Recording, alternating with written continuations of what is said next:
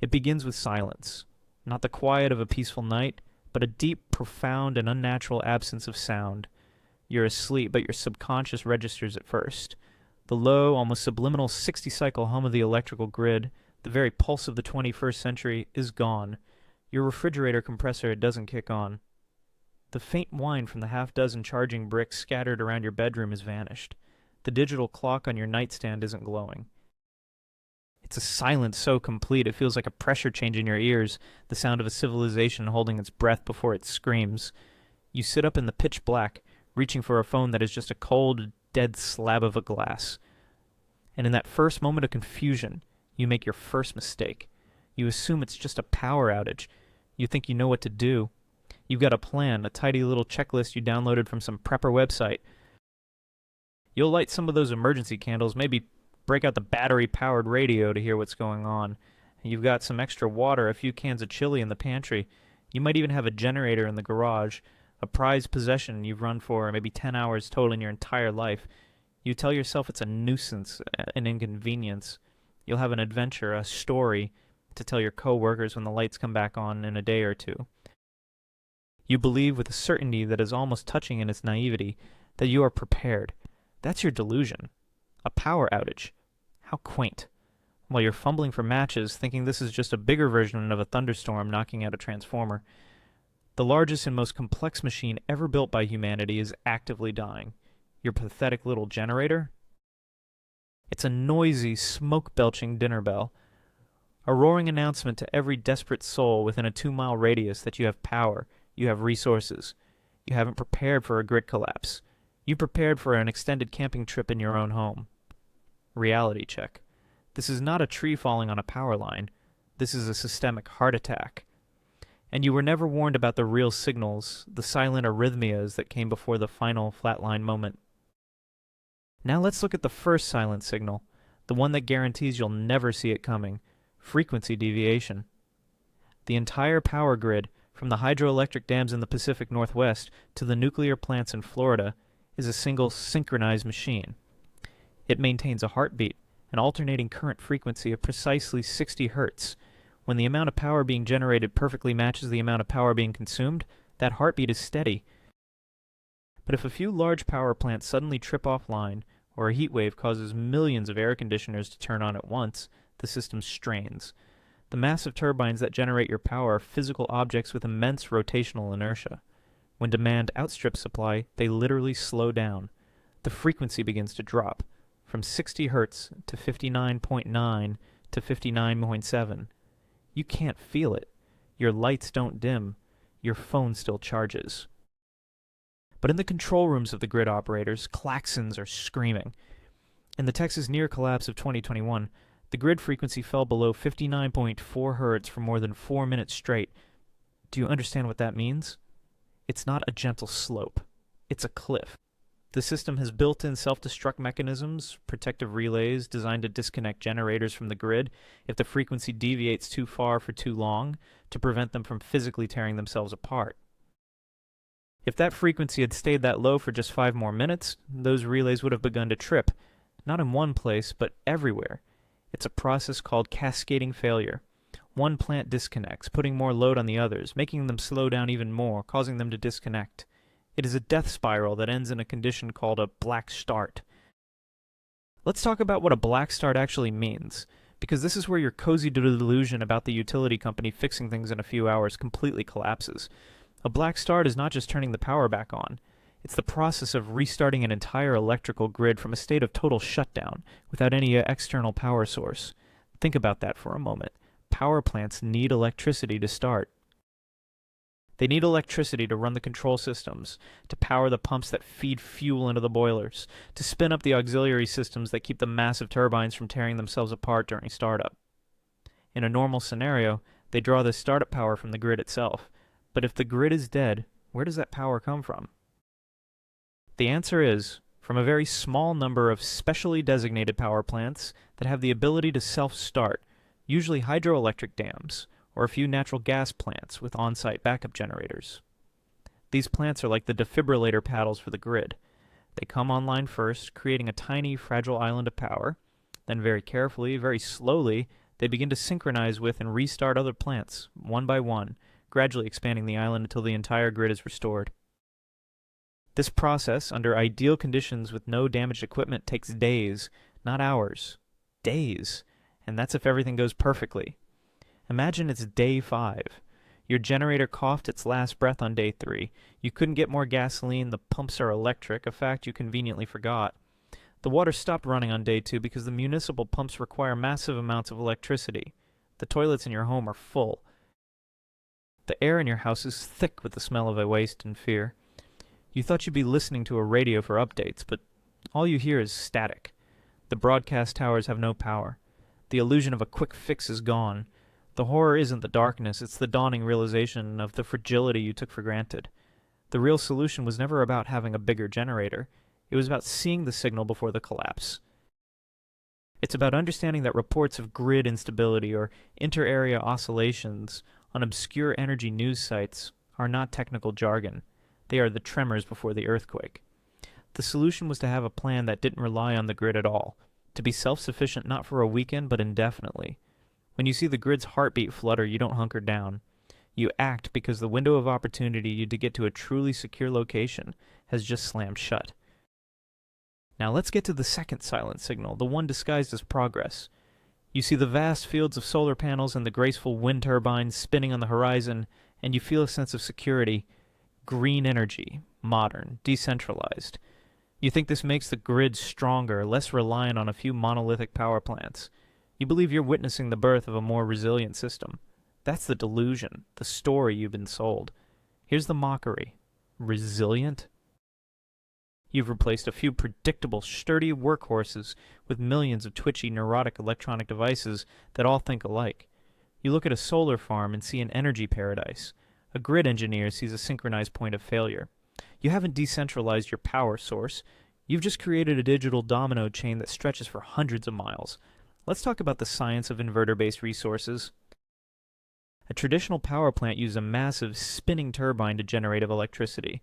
This spinning mass has physical inertia, a powerful stabilizing force for the entire grid. A solar panel or wind turbine has no inertia. It uses an electronic inverter to convert its DC power into the AC power the grid uses. It's a sophisticated piece of hardware programmed to do one thing above all else: protect itself. If it senses a disturbance on the grid, a slight voltage sag, a distant fault, its programming tells it to disconnect instantly to avoid damage. Now picture this. A minor fault occurs somewhere in the grid. A single tremor, but hundreds of solar and wind farms, spread across a vast region, all feel that tremor at the exact same instant, and they all react as they were programmed to. They disconnect. In a few milliseconds, thousands of megawatts of generating capacity can vanish from the grid. This was the silent weakness revealed in Odessa, Texas, where a small fault caused solar farms hundreds of miles away to simultaneously falter, bringing the system to the brink. This sudden loss of power creates an even bigger disturbance, which in turn causes more inverters to trip offline. It's a cascade, but it's not a physical one. It's a digital plague, spreading at nearly the speed of light. That is your second silent signal. Reports of large, unexplained drops in renewable generation, even on a sunny, windy day. It's the system's new hidden autoimmune disease. Let's dig deeper into the physics of why this is so catastrophic. When a traditional power plant's turbine is spinning at 3,600 revolutions per minute, synchronized to the grid's 60 Hz frequency, it contains an enormous amount of kinetic energy stored in that rotating mass. If the load on the grid suddenly increases, that stored kinetic energy acts as a buffer, slowing the turbine down very gradually, giving grid operators precious seconds or even minutes to respond. This is called an inertial response, and it's the invisible shock absorber that has kept the grid stable for over a century. But inverter-based resources have zero rotating mass. They respond to changes in grid frequency not through physics, but through software algorithms. And software can be reprogrammed, but it cannot provide inertia.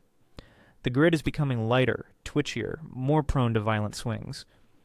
Grid operators are trying to compensate by programming these inverters to mimic inertial response, a concept called synthetic inertia, but it's a pale imitation. It's like replacing the shock absorbers on your car with a computer program that promises to predict bumps in the road. It might work on a smooth highway, but the first pothole you hit at high speed is going to rattle your teeth out. Imagine it's day 30. You made it out of the city. You're in a rural area looking at one of those massive, now silent solar farms. The sun is beating down, the panels are gleaming, and they are generating absolutely zero power because there is no grid for their inverters to synchronize with. They are nothing but acres of useless inert glass and silicon. The promise of decentralized energy was a lie. It was always dependent on the old centralized grid to provide the master frequency, the conductor for the orchestra. And now, the conductor is dead. The people who thought this green energy was their salvation are now realizing they have been had. And they are looking for someone to blame. They are looking for someone who has something they don't. And they see your small homestead, with a wisp of smoke coming from your chimney. You are no longer a person. You are a resource. Reality check. Energy independence doesn't come from a grid-tied system. It comes from a truly isolated, standalone microgrid. It means having your own batteries, your own inverters, and the ability to black start your own home. It means you are the grid operator.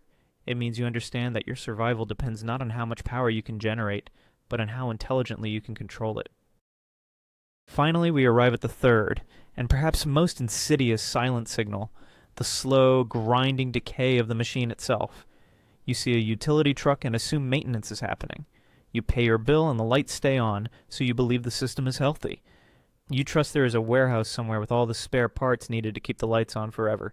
This is your delusion, born of a lifetime of insulated comfort. The mockery is this. You're living in a museum of 20th century technology, and the curators are cutting the maintenance budget. That truck you see isn't performing an upgrade. It's putting a patch on a patch, desperately trying to keep a 70-year-old piece of equipment from failing for one more day. The grid isn't a well-oiled machine. It's a rust-belt antique running on borrowed time.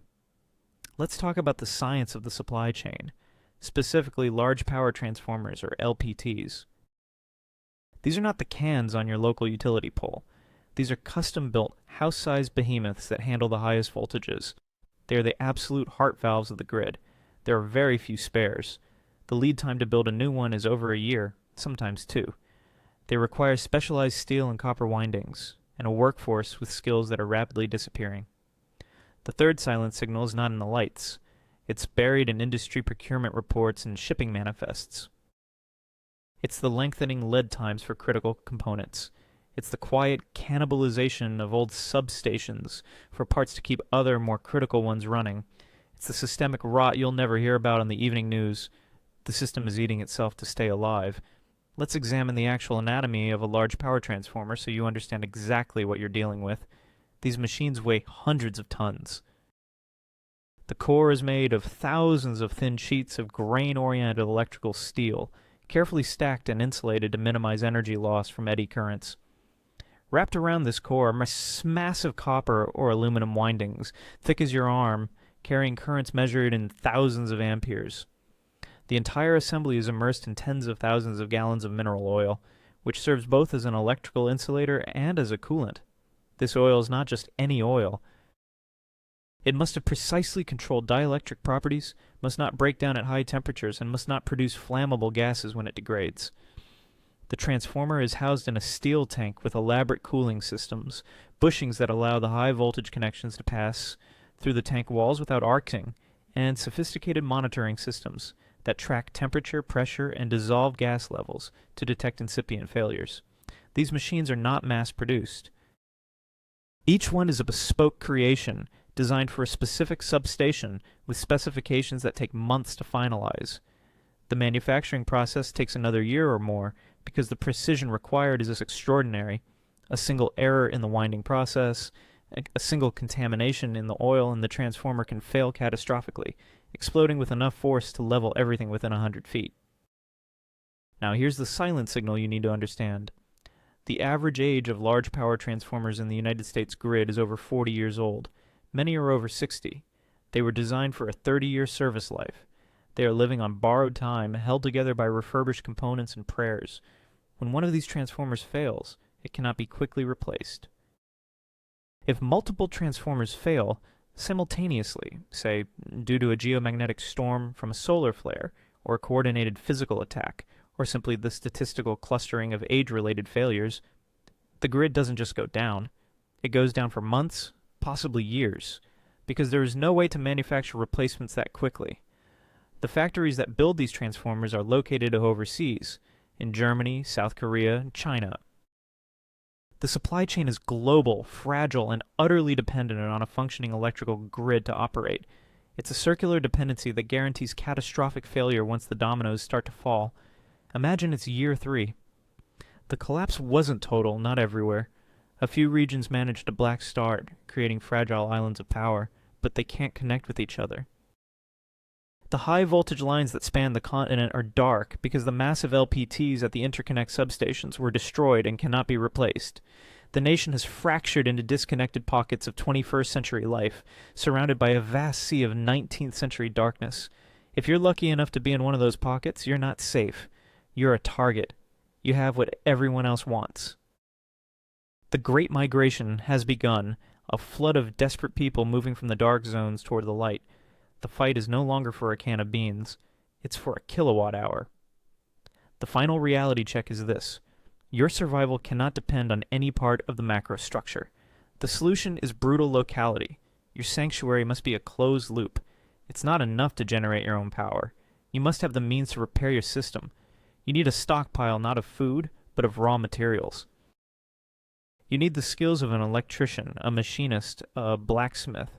You must become the factory, because the global supply chain is a ghost. When the machine finally dies, you either become your own machine, or you simply become dust. YouTube. Now let's talk about water, because this is where your carefully constructed fantasy of self-sufficiency truly begins to crumble. You've got a few cases of bottled water in your garage. Maybe you even have a rain barrel and a fancy ceramic filter. You think you're covered. This is the delusion of someone who has never actually depended on untreated water for survival. Let's walk through the microphysics of waterborne pathogens, and why your preparations are laughably inadequate. First, understand that municipal water treatment is not just about removing visible dirt. It's a multi-stage process designed to eliminate microscopic threats that can kill you in days. The water coming into a treatment plant is first screened for large debris, then sent through coagulation and flocculation processes, where chemicals cause suspended particles to clump together. These clumps settle out in sedimentation basins. The water then passes through sand and gravel filters to remove smaller particles. Finally, it's disinfected, typically with chlorine, chloramine, or ultraviolet light, to kill any remaining bacteria, viruses, and protozoa. This entire process requires electricity, lots of it. The pumps that move millions of gallons of water through the system consume more power than a small town. When the grid dies, the treatment plants die with it. Within hours, the pressure in the municipal water mains begins to drop as the elevated storage tanks drain and the pumps stop refilling them. Within a day or two, the taps run dry. But that's not the worst part. The worst part is what happens to the water that's still sitting in those pipes. Municipal water systems are not sealed, sterile environments. They have thousands of connection points, valves, and joints where groundwater can seep in when the internal pressure drops below the external pressure. This is called back siphonage, and it's a nightmare scenario for water quality. Once the pressure is gone, untreated groundwater, potentially contaminated with sewage from failing septic systems or broken sewer lines, begins to infiltrate the system. The stagnant water in the pipes becomes a bacterial breeding ground. Biofilms, which are normally kept in check by the constant flow and residual chlorine, begin to proliferate. When the power eventually comes back on and the pumps restart, they push this contaminated water directly into homes. People turn on their taps, see water flowing, assume it's safe, and drink, and then they die. Let's talk specifically about Cryptosporidium parvum, because this organism is your ceramic filter's worst nightmare. Cryptosporidium is a protozoan parasite that causes cryptosporidiosis, a disease characterized by severe watery diarrhea that can last for weeks. In healthy adults, it's miserable, but survivable. In children, the elderly, or anyone with a compromised immune system, it can be fatal due to dehydration. The organism exists in the environment as an oocyst, a dormant, hardened form that is extraordinarily resistant to disinfection. Oocysts are only about 4 to 6 micrometers in diameter. small enough to pass through many filters that claim to be effective. They have a tough outer wall that is impervious to chlorine at the concentrations typically used in water treatment. They can survive in cold water for months, and they are excreted in enormous numbers by infected individuals. A single bowel movement from an infected person can contain up to 10 billion oocysts. Once those oocysts enter a water supply, they spread rapidly. Your ceramic filter, if it's a quality one, might have a pore size of 0.2 to 0.5 micrometers, which is small enough to physically block cryptosporidium oocysts. Might. If the filter is clean, if it's properly installed, if you're using it correctly. But ceramic filters clog. They clog quickly when filtering turbid water, and turbid water is all you're going to have access to in a grid-down scenario. As the filter clogs, you have to scrub it clean, which erodes the ceramic and enlarges the pores. After a few cycles of use and cleaning, your filter is no longer effective, and you won't know it's failed until you're already sick. The solution is not a single filter. It's a multi-barrier approach. You need pre-filtration to remove sediment. You need a fine filter for the protozoa. You need chemical disinfection or UV treatment for the viruses and bacteria. And you need a backup for every stage, because when your primary system fails and you have no way to replace it, you're drinking contaminated water or you're not drinking at all. And not drinking isn't an option. Consider the human body's water requirements. An average adult loses approximately 2.5 liters of water per day through respiration, perspiration, urination, and defecation under normal conditions. In hot weather or during physical exertion, that number can double or triple. You need to replace that water to maintain homeostasis. Your body is roughly 60% water by weight. Water is the medium for every biochemical reaction in your cells. It regulates your body temperature through sweating. It transports nutrients and oxygen. It flushes out waste products. When you become dehydrated, even by a few percent, your physical and cognitive performance degrades rapidly. At 5% dehydration, you experience dizziness, fatigue, and impaired judgment. At 10%, you have muscle spasms, loss of balance, and your tongue swells. At 15%, you're likely unconscious. At 20%, you're dead. The process from mild dehydration to death can take as little as 3 days in harsh conditions. Imagine it's day 7. Your cases of bottled water are long gone. You're drinking from that rain barrel, filtering it through your ceramic filter that you've already scrubbed twice. The water tastes fine. It looks clear. You congratulate yourself on your foresight. On day 10, the cramps start. By day 11, you're experiencing explosive diarrhea every hour. You're losing liters of fluid that you cannot replace, because the act of drinking more water just accelerates the cycle. You're rapidly dehydrating. Your lips crack. Your eyes sink into your skull. Your skin loses its elasticity.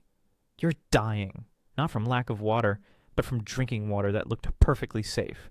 The reality of the situation is this. Water's not just H2O.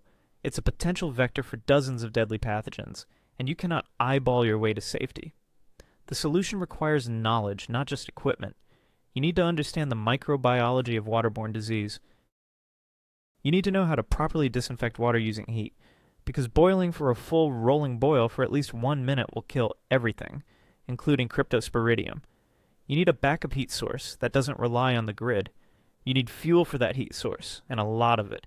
You need containers that can withstand repeated boiling.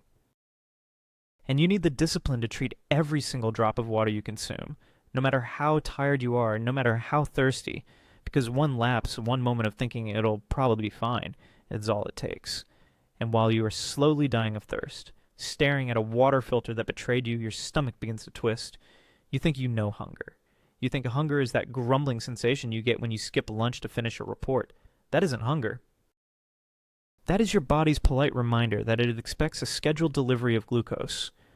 Real hunger, the kind that dictates the collapse of civilizations, is a different beast entirely.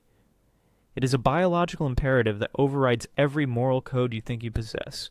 You have a pantry, you say. Canned beans, rice, maybe some freeze-dried meals you bought on sale. You calculate you have enough calories for 3 months. You are wrong. You have done the math for a body at rest, a body sitting in a climate-controlled room watching Netflix. You haven't calculated the caloric cost of survival. Let's look at the thermodynamics of a body in crisis. Your basal metabolic rate is BMR is the energy you burn just to keep your heart beating and your lungs inflating. For an average male, that's maybe 1,800 calories a day, but you aren't sleeping. You are shivering because the heat is off. Shivering is an involuntary muscle contraction designed to generate heat, and it is metabolically expensive. It can triple your metabolic rate. You are hauling water in 5-gallon buckets, each weighing 40 pounds.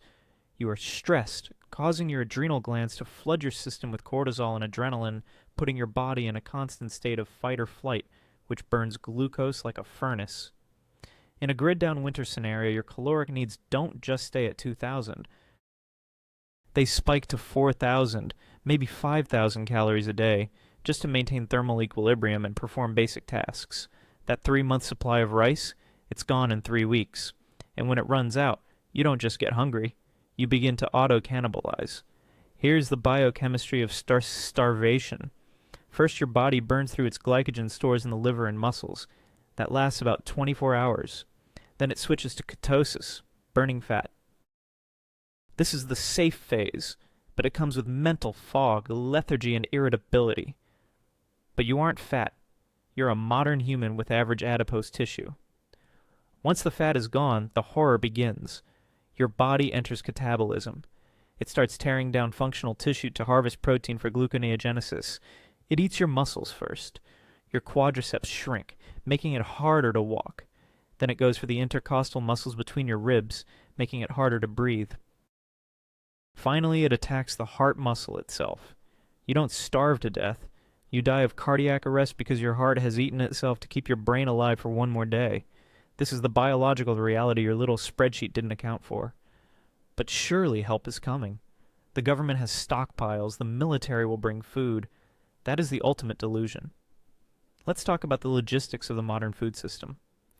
It is a masterpiece of efficiency called just-in-time delivery. Grocery stores do not have back rooms full of stock anymore. What you see on the shelves is what they have. That is about 3 days of food for the local population. If panic buying strips the shelves, and it will in hours, the store is an empty box. The resupply relies on a fleet of trucks that are synchronized by complex computer algorithms, and those trucks have a fatal weakness you've never heard of. It's not just diesel. It's a clear, harmless-looking fluid called AdBlue, or diesel exhaust fluid, DEF. Modern heavy-duty trucks, the ones that move 80% of all food in the country, are equipped with selective catalytic reduction, SCR systems, to reduce emissions. These systems require DEF to operate. If the DEF tank runs dry, the truck's onboard computer sends a signal to the engine control unit. It doesn't ask the driver for permission. It derates the engine, reducing power to a crawl, or prevents it from starting altogether. It is a software brick. DEF is made from urea and deionized water. Urea is produced from ammonia. Ammonia is produced using the Haber-Bosch process, which requires massive amounts of natural gas and high pressure. When the grid goes down, the natural gas pumps stop. The ammonia plants shut down. The production of DEF stops. Within weeks, every modern semi-truck in the country becomes a useless statute on the side of the highway. It doesn't matter if they have diesel. Without the computer's permission, they do not move. The supply chain doesn't just slow down, it suffers a hard, irrevocable lockup. Imagine it's day 20. The supermarkets were looted on day 2. The distribution centers are fortresses guarded by private security or the local gangs. You are now a hunter-gatherer in a concrete wasteland. You look at your neighbors. You see them not as friends, but as caloric competitors. This is where Dunbar's number comes into play. Humans are cognitively limited to maintaining stable social relationships with about 150 people. In a functioning society, laws and institutions allow us to cooperate with millions of strangers. We trust the currency, the police, the contract. When the institutions vanish, our social circle snaps back to that hard biological limit of 150. Anyone outside that circle is no longer a citizen. They are a potential threat. The social contract is not a physical law. It is a collective hallucination sustained by electricity and cheap calories. Turn off the lights, take away the food, and the hallucination evaporates. You aren't living in a community anymore, you are living in a territory, and territories are defended with violence. Now let's mock your gardening plan. I'll grow my own food, you say. You bought a pack of heirloom seeds. You have a shovel. You think you're a farmer. Reality check. Agriculture is not a hobby. It is a brutal calorie-negative equation for the unskilled. Do you know the NPK ratio of your soil? Do you know how to balance soil pH without store-bought lime? Do you know how to identify the early signs of blight? Probably not. But let's assume you do. Let's assume you managed to plant a garden. It takes roughly 90 to 120 days to grow a potato. What are you going to eat for those 3 months? And here's the kicker. A garden in a starving world is not a food source, it is a trap. It is a stationary asset that you must defend 24/7. You cannot sleep because if you do, someone will steal your unripe tomatoes. You become a prisoner of your own plot of dirt. To defend it, you burn calories patrolling. To work it, you burn calories digging. Unless you are farming acres with draft animals, which you don't have, you will likely burn more calories growing the food than the food will provide. You are slowly digging your own grave with a spade, engaging in a thermodynamic losing battle while patting yourself on the back for being self-sufficient. The solution? It's ugly. It's not about growing tomatoes. It's about the unglamorous industrial-scale storage of dense, shelf-stable calories that require zero preparation. White rice. Wheat berries, lard, sugar, items that last for decades. And it's about community, not a Facebook group, but a physical tribe of people with complementary skills who have trained together before the collapse. You need a doctor, a mechanic, a tactical expert, a farmer. You need a group large enough to maintain a 24-hour security perimeter and small enough to feed. If you are alone, you are dead. If you are a family of 4, you are dead. You need a clan. And if you haven't built that clan before the lights go out, you won't build it after. After you are just loot. Let's transition to the silent killer that has killed more humans than all wars combined. Hygiene. You have a toilet. It is a porcelain throne, a marvel of engineering that whisks your waste away to a magical place called away. You take it for granted. When the grid fails, the lift stations that pump sewage against gravity stop working. The treatment plants stop. Away ceases to exist. The sewage backs up. It comes up through the manholes.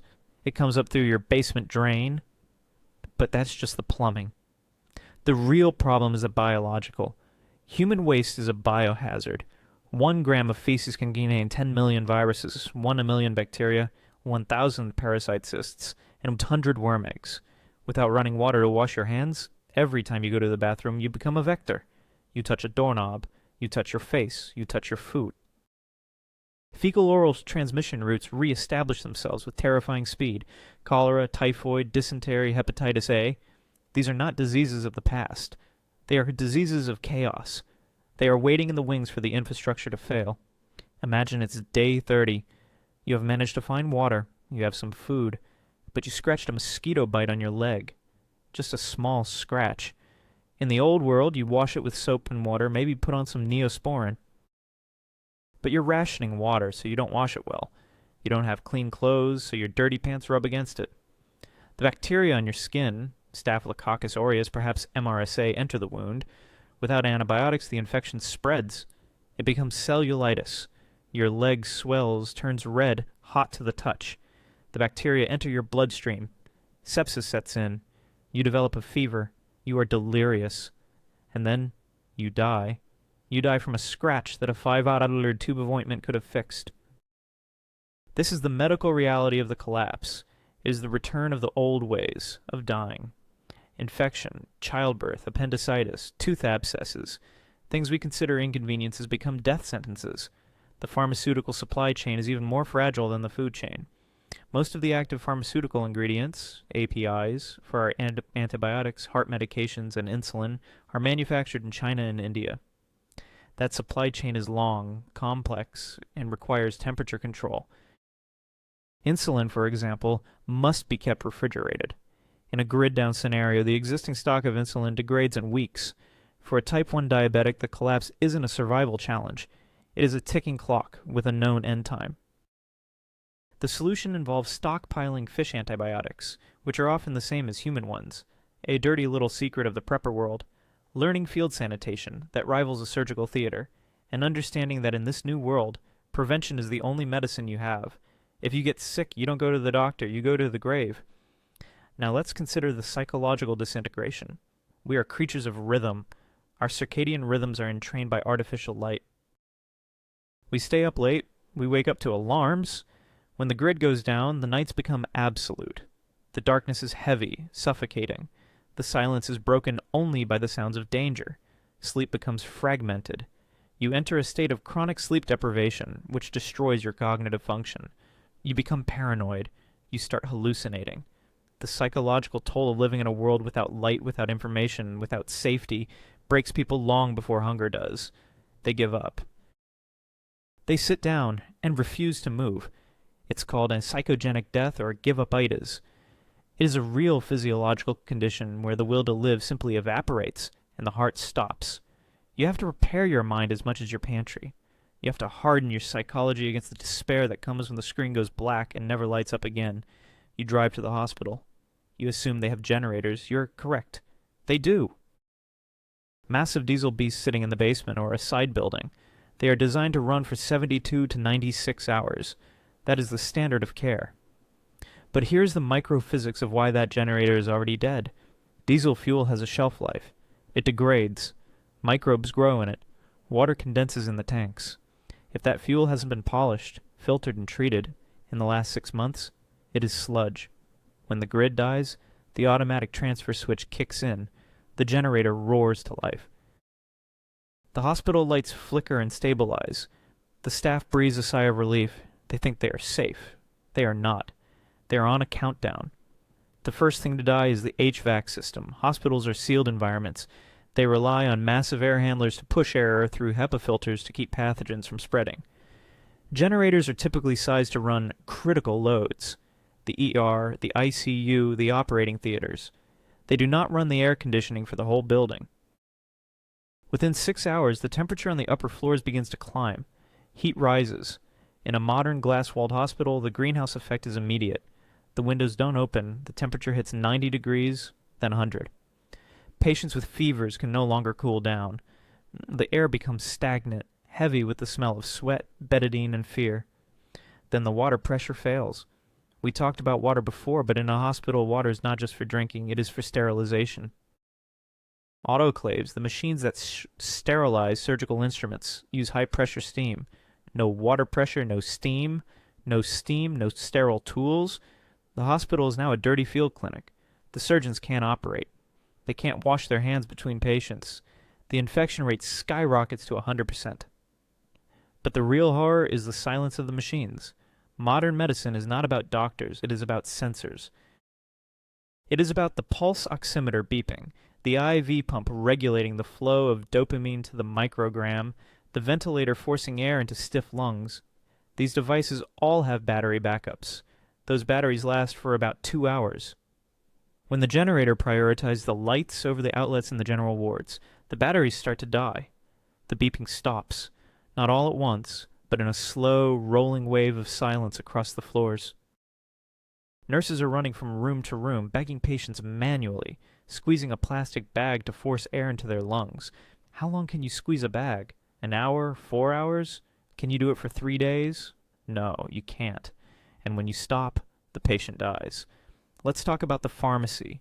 It's not just a room with pills. It is a temperature-controlled vault. Insulin, vaccines, biologics for autoimmune diseases, chemotherapy drugs, they all require strict refrigeration. When the power fails, the countdown begins. You have maybe 4 hours of thermal mass in those fridges before the temperature excursions begin. Once insulin warms up, it denatures. It becomes useless protein soup. The hospital pharmacist watches millions of dollars of life-saving fluid turn into garbage. They lock the doors, not to keep people out, but to keep the staff in, because when the mob realizes the drugs are spoiling, they will tear the place apart. And then there are the silent travelers. This is the nightmare scenario no one discusses. Superbugs, Candida auris, carbapenem-resistant Enterobacteriaceae, CRE. These are organisms that evolved in the antibiotic-soaked environment of the ICU. They live on the surfaces, the bed rails, the floor, the curtains. In a functioning hospital, they are held at bay by relentless chemical warfare, bleach, UV robots, or negative pressure rooms. When the cleaning crews stop coming, when the negative pressure fails, these monsters break out. They don't need the grid, they need bodies. And a hospital full of weak, dehydrated, overheating patients is an all-you-can-eat buffet. The hospital becomes the epicenter of the next pandemic. It is not a place of healing. It is a biological reactor exporting death to the surrounding community. Step 5. The solution. The medical reality. The solution is to realize that in a grid-down world, there is no such thing as healthcare. There is only wound care and hospice. You cannot perform surgery on your kitchen table. That is a movie fantasy. You will die of sepsis. The solution involves a radical shift in mindset from treatment to prevention and stabilization. Stockpile knowledge, not just pills.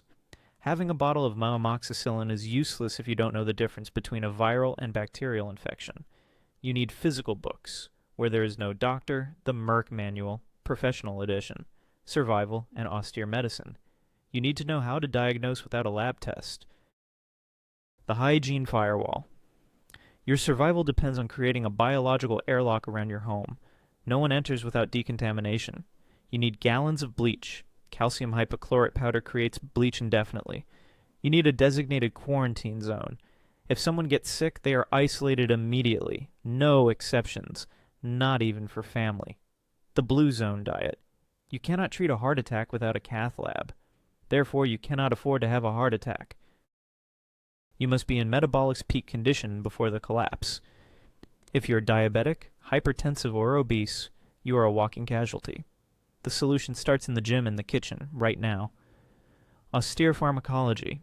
You need to understand herbal medicine not as hippie nonsense, but as biochemistry.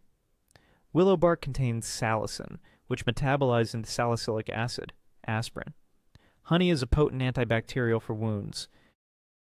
You need to grow your medicine cabinet because the CVS is never opening again. You sit in your living room. It's day 15 of winter. The outside temperature is 20 degrees Fahrenheit. The inside temperature is 35 degrees.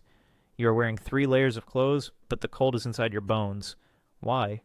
Because your house was built on the assumption of cheap energy. Modern construction is a lie. We build tight houses to save energy, but we rely on active HVAC systems to exchange air. When the fan stops, the house suffocates. But the real enemy is thermal bridging. Look at your walls. Behind that drywall is a wooden stud every 16 inches. Wood has an R value, thermal resistance, of about 1 per inch. Fiberglass insulation has an R value of about 3.5 per inch. Every stud is a thermal highway, conducting heat out of your house. Your house is not a warm blanket. It is a sieve. The heat you generate with your body, your candles, your little propane heater, it is all bleeding out through the studs, the windows, the top plates of your walls. This is the second law of thermodynamics in action. Entropy always increases. Heat moves to cold. You are fighting the universe, and the universe has more patience than you. And then comes the moisture. Humans exhale about 1 liter of water vapor a day. You boil water, you sweat. In a cold house, that moisture hits the dew point inside your walls. It condenses. Your insulation gets wet. Wet insulation has an R value of 0. It's like wearing a wet t-shirt in a blizzard. Then comes the mold. Black mold. Stachybotrys chartarum. It releases mycotoxins that are neurotoxic. You are coughing, your eyes are bleeding, you're confused. You think it's the flu. It's your house trying to kill you. The solution? You stop trying to heat the house. You heat the microenvironment. You pitch a tent inside your living room. You insulate the tent with blankets. You reduce the volume you need to heat from 20,000 cubic feet to 200 cubic feet. You embrace the concept of the human nest. You sleep together, sharing body heat. You become biological heaters for each other. It is primitive, it is undignified, and it is the only way you survive without burning down your house with an unsafe indoor fire. Now let's talk about the silent killer of the suburbs. Carbon monoxide. CO. You are desperate. You bring the charcoal grill inside. You run the generator in the attached garage. You think, I'll just crack a window. Let me explain the affinity of hemoglobin. Your red blood cells love oxygen. They pick it up in your lungs and carry it to your brain. But they love carbon monoxide 200 times more. If there is CO in the air, your hemoglobin will grab it and never let go. It forms carboxyhemoglobin. It blocks oxygen transport permanently. You don't choke. You don't gasp. You just get sleepy. Your face turns a cherry red. You lie down for a nap, and you never wake up. It is the silent death. In the first month of the collapse, it will kill more people than starvation. The solution is not a detector. The battery in that detector is dead. The solution is rigid discipline. No combustion inside the envelope. Period. If you need heat, you heat rocks in a fire outside and bring them in. You use physics, not fire. We have covered the physical world. Now we must face the most dangerous variable, the human animal. You have a gun. You have ammo. You think you are John Wick? You are not. You are a loot drop. The biggest delusion of the prepper community is the lone wolf fantasy. I'll defend my house. Against who? A single burglar? Sure, but you aren't facing a burglar. You are facing a tactical evolution. Let's look at the sociology of collapse. In the first week, people wait. This is the disaster phase. Neighbors help neighbors. They share food. They think help is coming. In the second week, the realization hits. Help is not coming. This is the realization phase. Sharing stops, doors are locked. In the third week, the hunger sets in. This is the desperation phase. Good people do bad things to feed their kids. By the fourth week, the weak have died or been victimized. The survivors are hardening. This is the predatory phase. Gangs form, not street gangs with colors, but pragmatic gangs, former police officers, military veterans, the local football team, people with organization, hierarchy, and radios. They don't just kick in your door, they watch you. They use reconnaissance by fire.